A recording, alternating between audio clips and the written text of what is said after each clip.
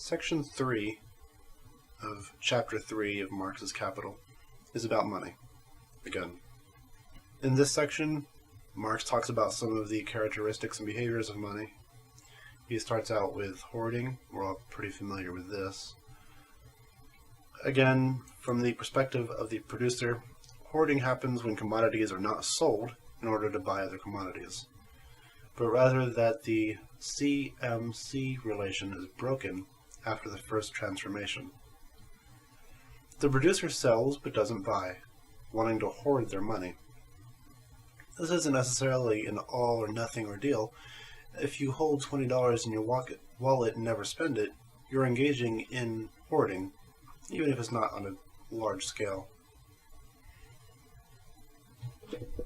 Marx then talks about the use of money as a means of payment. Now, in our analysis so far of commodity exchange involving money, we've looked at this very simple relationship where you have a commodity with one person and money with another person, and the two trade. But you get cases in practice where there's a delay between the procurement of the commodity and the exchange of money. For example, if I pay you to mow my lawn, there's a difference in time between when I pay you and I get the service.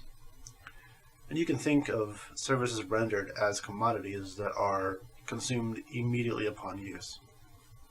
Remember that services meet the definition of a commodity that Marx gave us at the very beginning of the book because they are the result of human labor and they fulfill some desire. And they are done in exchange for money, so they're something you produce for exchange. This can work the other way around, though. I can have access to a commodity before I've fully paid for it, like making payments on a car or a house. You can have a car and a house that you're still making payments on. You're in possession of the commodity even if you have not made the full payment for it. This time interval between buying and paying for a commodity forms the basis of credit and debt. If you're making payments on a car, the seller has become the creditor and you've become the debtor. Disruptions in the circulation of commodities and money can affect your ability to make future payments based on current debts.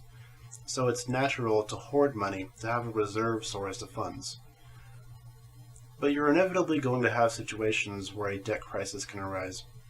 If a coat maker takes on a loan to buy a supply of linen, but then can't sell the coats after they've used up all that linen, they've now got a bunch of coats they can't sell and that debt to pay off still.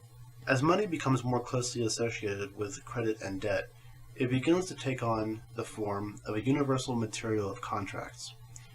For example, rent, which had been the form of a rent in kind, eventually becomes payable in money.